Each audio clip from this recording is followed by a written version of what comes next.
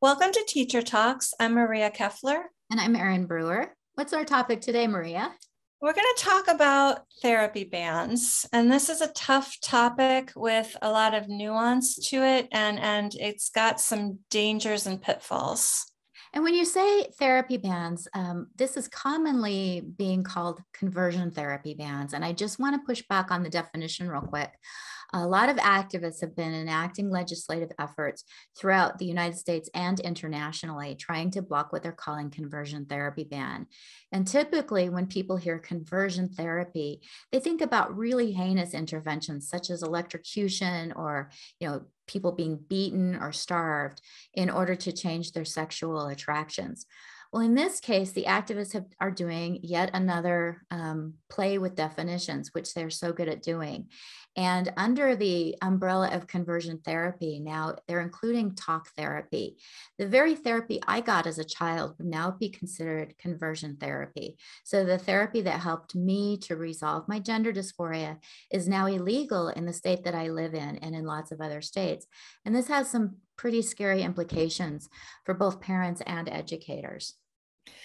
Yeah, under the current language around therapy bans, around conversion therapy bans, really the only thing therapists are allowed to do is affirm the transgender status, affirm medical transition. Even asking a child, why do you feel this way? What made you start feeling this way? When did this begin? Even those simple questions, which are at the very heart of investigating, any therapist would ask those questions with any issue that a person brought in. Those questions are now illegal. They're not allowed to ask those questions. They can lose their licenses.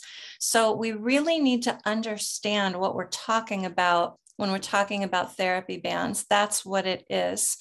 What is so many problematic things about this, but for teachers, what's very problematic is the people to whom you might refer a child who comes into your class and expresses a transgender identity are not necessarily safe people anymore, because either they have bought into this false narrative that anyone who thinks they're transgender is and must be transitioned, or they may not believe that, but they're being coerced to follow through on it, to only affirm.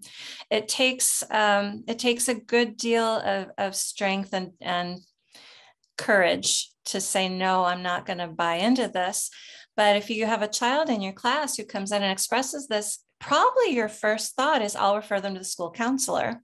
I want to really caution you, find out what your school counselor's take on this is before you refer children to the school counselor. Because what we're finding is a great number of school counselors are affirmation only.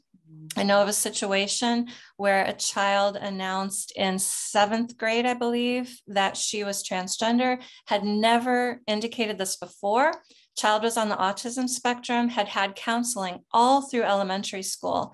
So the mom went to the elementary school counselor, who knew the child very well, had counseled the family on lots of issues, always asked good questions, got to the heart of the issue, was a really good counselor.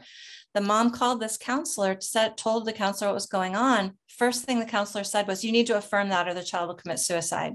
Wow. The mom was so shocked. The counselor had never behaved that way before. The counselor had always asked good, deep, probing questions, but not about this.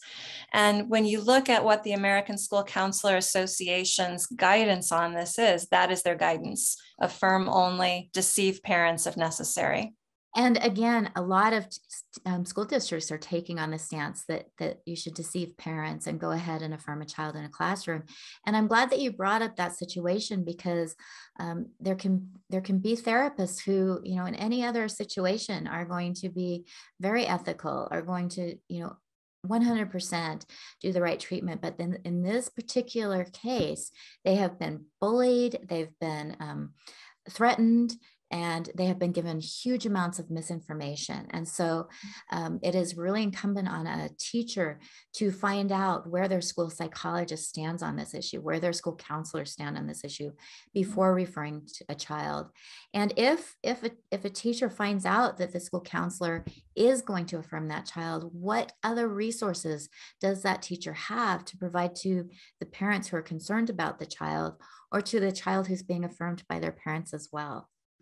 That's tough. It's hard to find other resources. I think the first thing teachers would want to do is talk to the parents. That's by and large what is not happening at school when children announce transgender identities. The parents are often, unfortunately, the last ones to know, the last ones to be consulted. Teachers should absolutely respect the parents' authority over their child enough to consult the parents. Find out what the parents are thinking. Many parents are just told the same thing. Oh, if your child says this, you need to affirm or they'll commit suicide. Teachers, you can be the ones who push back on that a little bit and say, really, I'm not sure I agree with that. Where are you getting that information? Try to get the parents to start asking themselves, why do I believe this? Why do I think this? And if the parents are pushing for affirmation, again, you can start asking some questions.